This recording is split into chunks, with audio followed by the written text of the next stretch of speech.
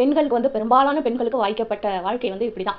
பெரும்பாலான ஆண்களுடைய mind set வந்து எப்படி இருக்கு அப்படின்னா, இந்த வேலையெல்லாம் பெண்கள் தான் செய்யணும் அப்படிங்கிற மாதிரி தான் இருக்கு. இப்போ இந்த ஜெனரேஷன்லயும் நான் சொல்றேன், அடுப்பங்கரையில இருந்து ஒரு பெண்ணுக்கு எப்போ விடுதலை கிடைக்குதோ அப்போதான் சமுதாயம் உண்மையிலே மாறிடுச்சு அப்படின்னு அர்த்தம். அடுப்பங்கரை வேலையை பெண்கள் தான் பார்க்கணும், குழந்தைகளை கவனிச்சுக்கிறது பெண்கள் தான் பார்க்கணும், வீட்டில் இருக்கிற வேலையெல்லாம் பெண்கள் தான் பார்க்கணும். இதெல்லாம் அது மட்டும் இல்லாமல் கல்யாணம் ஆகும் பொழுது அம்மா அப்பாவை விட்டுட்டு நம்ம வீட்டுக்கு வர்றதும் பெண்கள் தான் வரணும். இது எல்லாமே வந்து ஆண்களுடைய மைண்ட்ல இருக்கிற வரைக்கும் பெண்கள் முன்னேறிட்டாங்கன்னு நம்ம சொல்லவே முடியாது.